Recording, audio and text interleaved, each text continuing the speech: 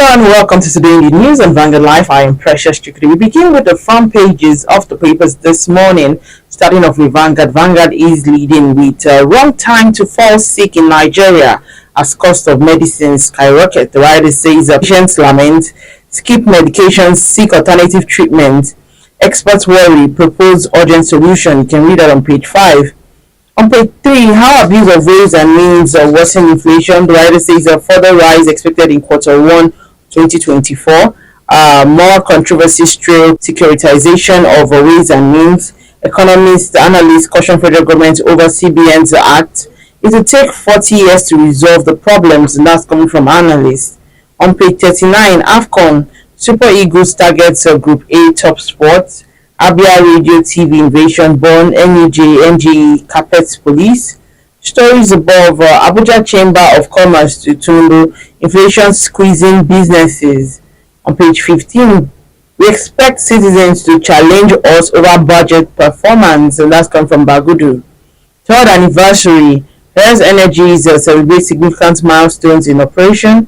How troops rescued Nabeeha's sisters, other Abuja kidnapped victims. We take a look at the Guardian newspaper. The Guardian is leading with skepticism over inflation, insecurity, economic outlook. And we can see more like an infographic showing performance of selected African currencies against a dollar in the past 1 year. Naira depreciated by 49%. On page 5, a court orders CBN to release MTN's funds repatriation details. Stop Akpabio Abbas from increasing budgets, and that's what Serap is telling the court. You can read that on page 5. Lagos ban single-use plastics, styrofoams, warns against indiscriminate storage of combustibles items. Leadership hurdles for opposition parties mega structure is a news analysis on page 4. About 50 billion naira properties lost in Ibadan explosion as government ends a rescue operation. Averting catastrophe of brain drain in the health sector is an editorial on the Guardian newspaper. Theft drops by 82% as $1.2 billion OML 17 production hits 40,000 per barrel. You can read that on page 3. Parana urges the state to abolish pensions payments to ex-governors. You can read that on page 3 still. Lastly, on the front page of the Guardian, Niger Delta used to short flow stations cut crude oil output. You take a look at the Nation newspaper. The Nation is leading with stories above on page 2. Kidnapped sisters are due in 19 days captivity. NSA Ribadu leads Ibadan blast probe. And of course, we'll take a look at the Punch newspaper. The Punch is leading with kidnapping epidemic. Banks enabling rapid growth of abduction industry, and that's coming from experts. Riley says Nigerians demand more from Tinubu security chiefs. Abuja family confirms a ransom payment. And a photo story showing goods destroyed as fire got a 10-story Lagos market building. NSCDC foiled a 48 bandit attack on schools, and that's coming from Commandant General. Benin-Ore Expressway kidnappers freed my father after 3 million naira ransom, and that's coming from the Sun. Pages 4 and 5, you can read more on that story. Forensic probe of Ibadan blast to determine next action, and that's coming from federal government. Stories above foreign medical school bills grubbed $1.58 billion in 6 months, and that's coming from CBN. Tinubu panel asks state to suspend low revenue taxes. And lastly, on the front page of the Punch newspaper, Dangote refineries planned supply to 150,000 Ipman stations. And that's all we can take on the front pages of the papers. Join us after the break. We'll be right back.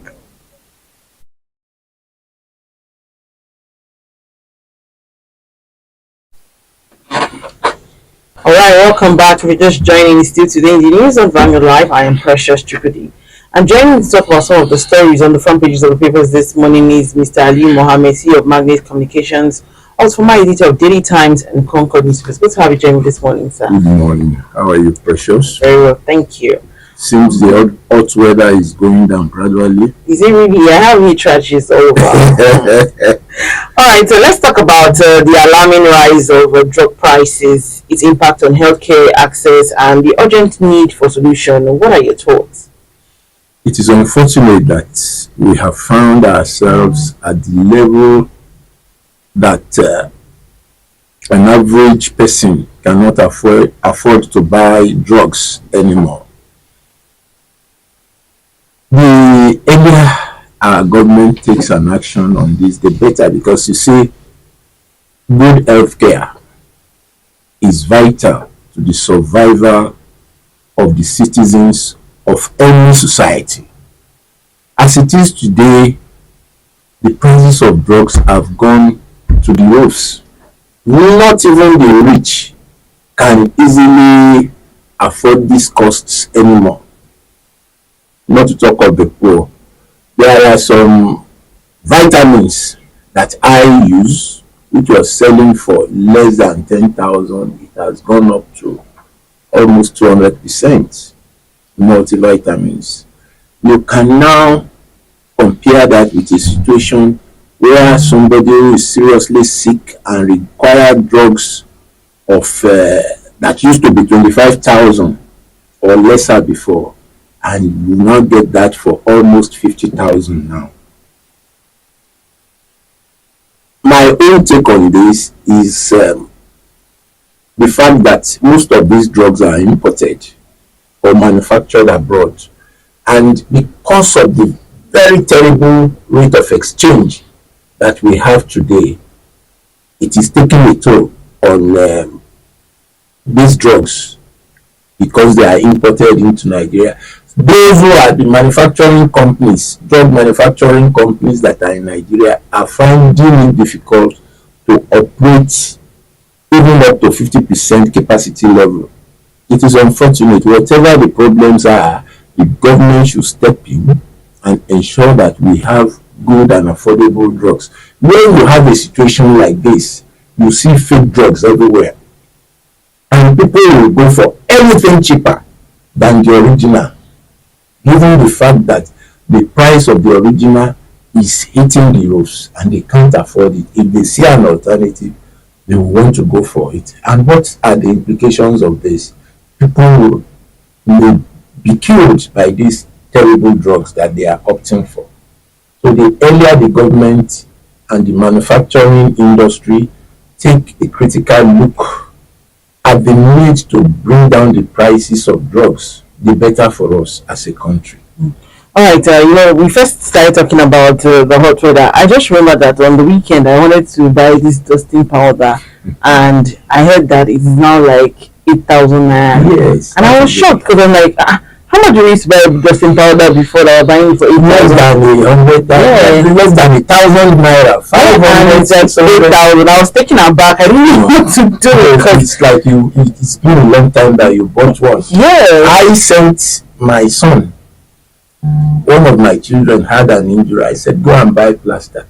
A roll of plaster was sold for 3,500. That's a roll of plaster that used to cost less than 1,000.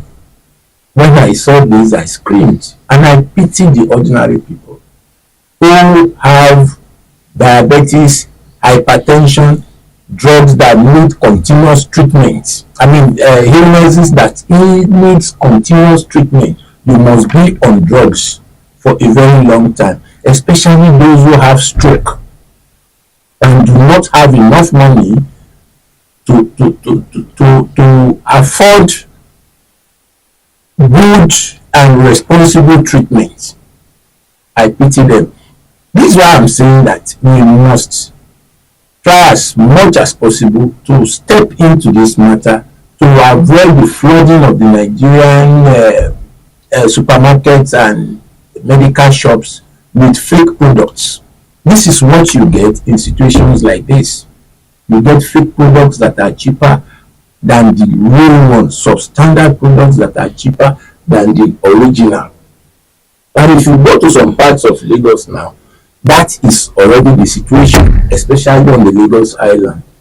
You want to buy Panadol, they will give you something else, and then you are in for it. If care is not taken, it may be the cause of death for some people. So government should take a critical look at the health sector and ensure that drugs, the cost of drugs are, so I don't know if they want to subsidize it, because I hate the issue of subsidy. When you ask for subsidy, people use that opportunity to also steal money. I don't want to call for subsidy. You can make some provision for that industry so that they produce goods at affordable prices for the people. All right, some healthcare watchers have, they blame the development and combination of, the factors, including the depreciation of the naira and so on. How can the government, prioritize healthcare accessibility?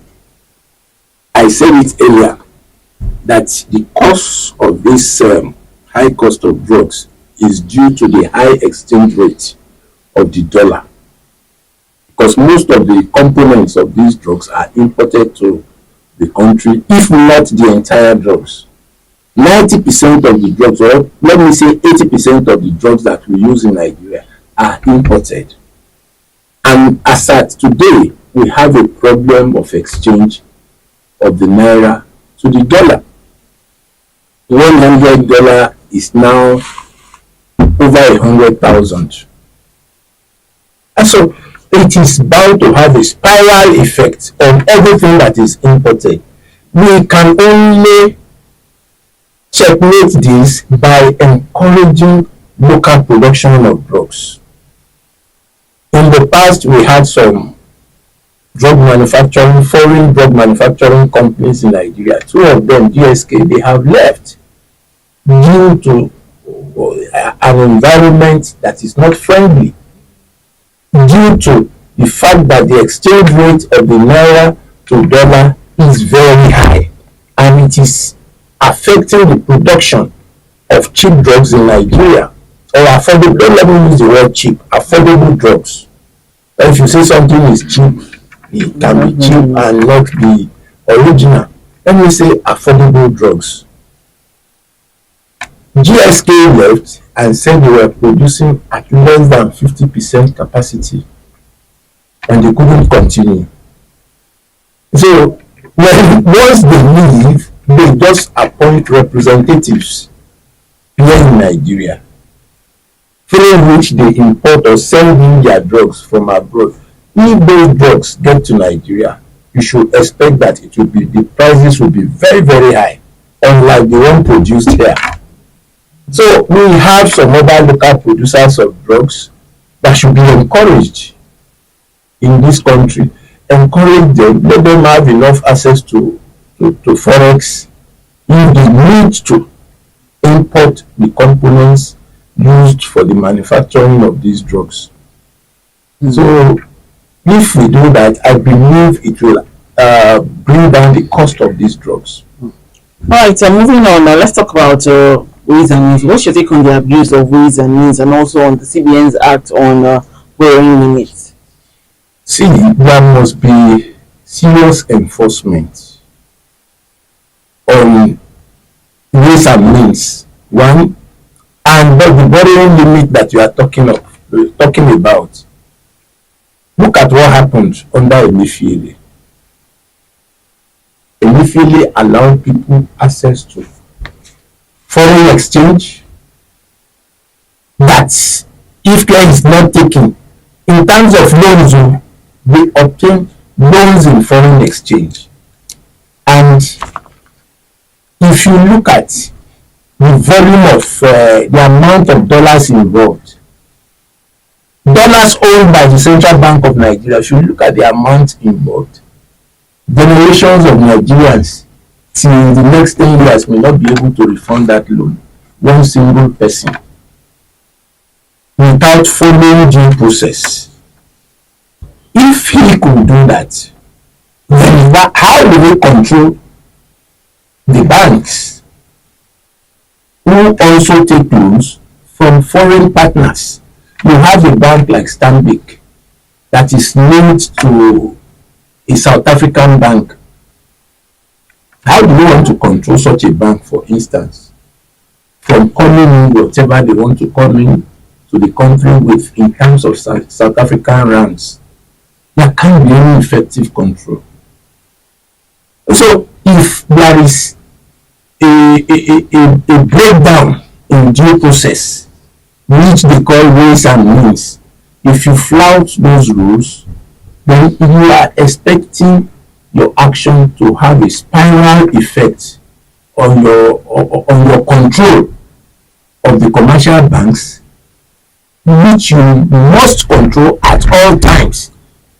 But because the central bank itself is not following the rules, is not applying those rules, how do you want to control the other banks that you are supposed to supervise and ensure that they comply with the ways and means as stipulated by the banking rules? So we need to ensure that the laws, either military laws and other laws that we enact in Nigeria, that are strictly applied. Take for instance, the establishment of the EFCC may not have been necessary if the Nigerian police has been effectively enforcing the Criminal Act of Nigeria, which allows them to investigate fraudulent activities in any government establishment and take appropriate action on such offences. The police left all this. They have a special investigation bureau. They have another one at Milverton. The various governments found out that the police is not as effective as they should be, and that gave rise to the founding of the Economic and Financial Crimes Commission, which would have been unnecessary if the Nigerian police had been up to their duties of investigating criminal activities by civil servants. So how can government, support the stability of the naira exchange rate? It depends on our monetary laws. We have monetary laws that have not been implemented. You talk about laws that forbids corrupt practices, laws that are against illegal activities in the earnings of foreign exchange. You have all those rules there, but they are not being enforced.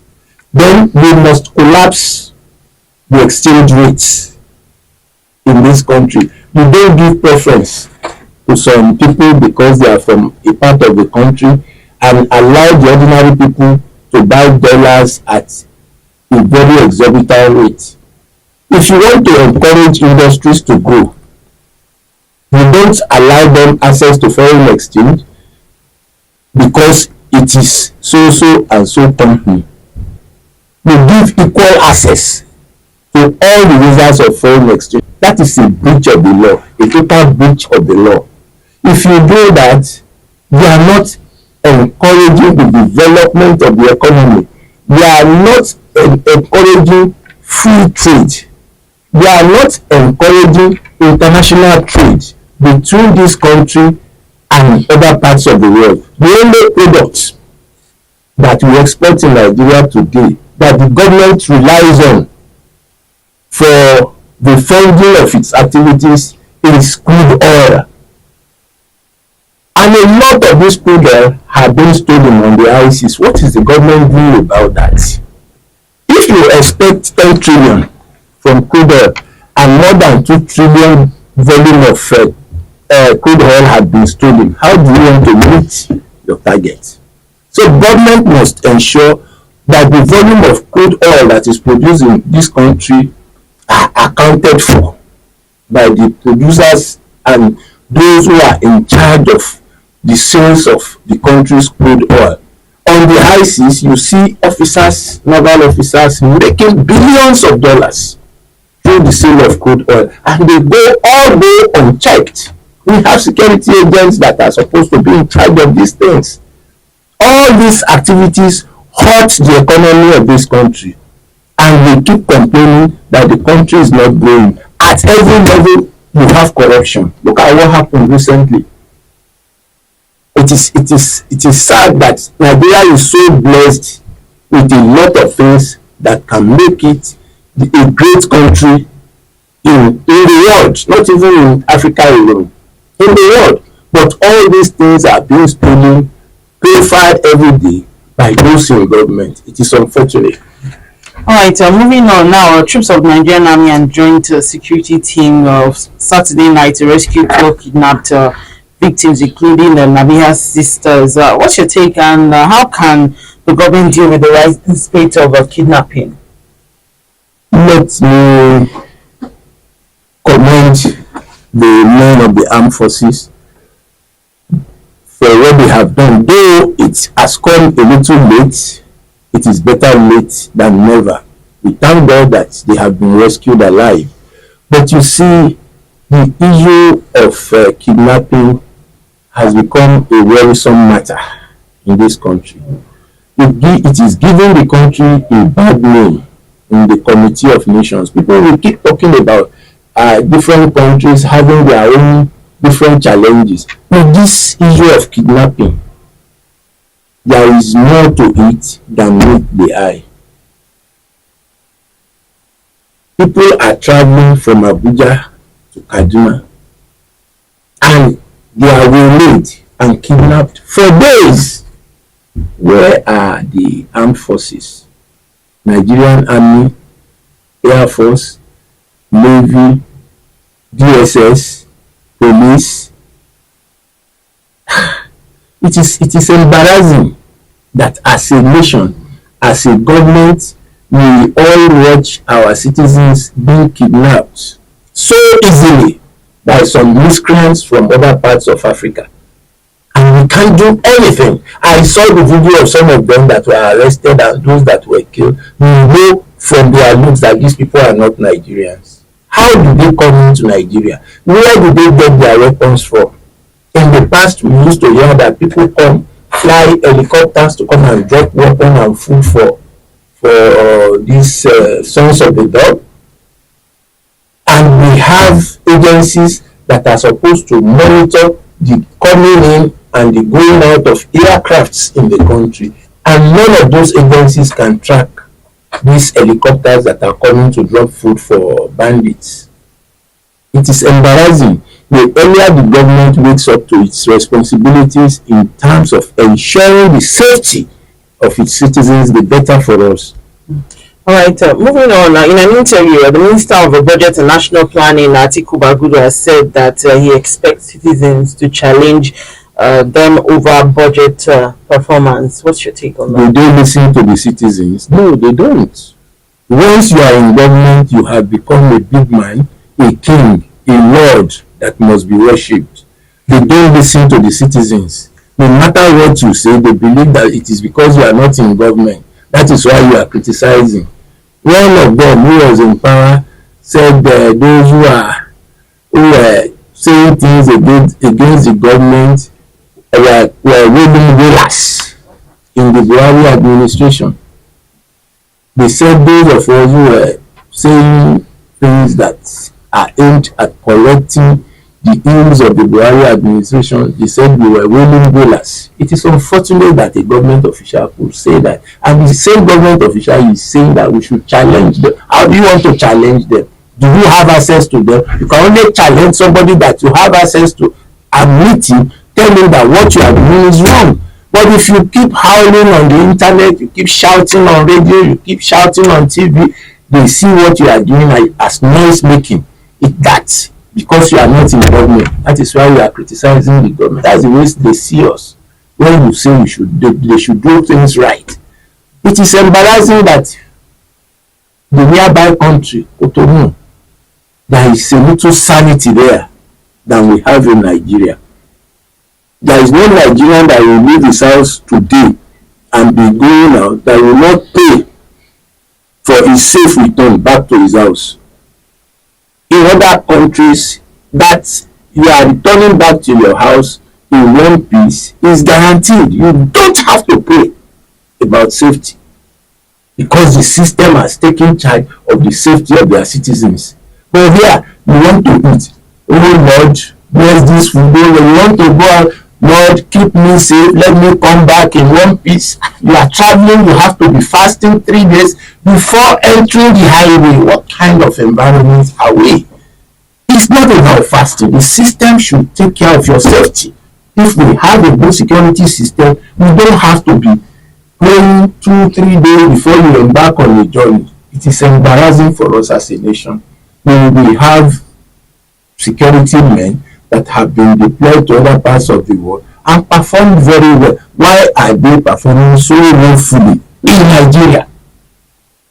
It is sad. We must do something about insecurity in this country. It is giving the nation a very bad name. Name all the roads in Nigeria. Lagos Ibadan Expressway, Benin Auchi Expressway, Lagos Ore Expressway, Lagos Abeokuta Expressway. None of these roads are safe. You have to pray because you believe that it is only prayer that can ward off evil. No, the system should be able to guarantee your safety as a citizen. But the reverse is the case here. So the government should wake up to its responsibility of ensuring the safety and security of all Nigerians so that we will stop being prayer mountains in this country. All right, so let's take a look at Mr. and Mrs. And Mr. is speaking this one. He says, women should know that the love of money is the root of all evil. And of course, it for that. Mrs. replies and says, men should know it is when they make money that we can call them honey. That is true. If you don't have money, the word honey will not come easily, except you force a woman to do that. But give her 100,000, and you will hear honey immediately.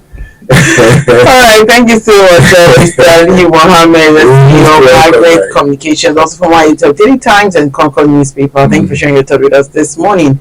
Also, remember that you can equally like, share, and subscribe on all our social media platforms showing on your screen. To find out up-to-date stories, go to our website, www.vanguardngl.com, to find out more. I am Precious Chukudi, and thank you for watching.